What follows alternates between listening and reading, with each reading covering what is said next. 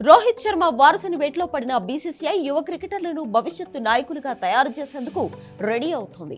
T20 format లో సూర్యకుమార్ యాదవ్ కు captaincy బాధ్యతలు అప్పగించిన సెలెక్టర్లు మిగిలిన 2 ఫార్మాట్లలో వైస్ కెప్టెన్స్ పై కూడా ఫోకస్ పెట్టారు.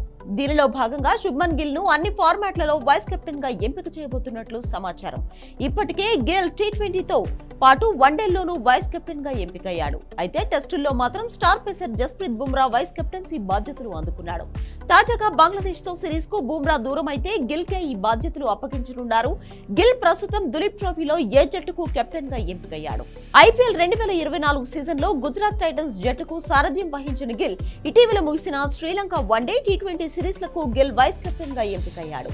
కాగా బుమ్రా గైర్హాజరుతో బంగ్లాదేశ్ తో జరగబోయే టెస్టు సిరీస్ కు గిల్ నే వైస్ కెప్టెన్ గా ప్రకటించే అవకాశాలున్నట్లు తెలుస్తోంది. గిల్ ను ఫ్యూచర్ కెప్టెన్ గా భావిస్తున్న నేపథ్యంలో ఇప్పటి నుంచే రెడ్ బాల్ క్రికెట్ లోనూ నాయకుడిగా తయారు చేయాలని నిర్ణయించినట్లు భావిస్తున్నారు. 3 ఫార్మాట్లలో రెగ్యులర్ గా ఉన్న ప్లేయర్ కే వైస్ కెప్టెన్సీ బాధ్యతలు ఇవ్వాలని కొత్త కోచ్ గౌతమ్ గంభీర్ కూడా బోర్డుకు చెప్పినట్లు సమాచారం. దీని ప్రకారం చూస్తే అన్ని ఫార్మాట్లలో గిల్ కే ఆ ఛాన్స్ ఉంది.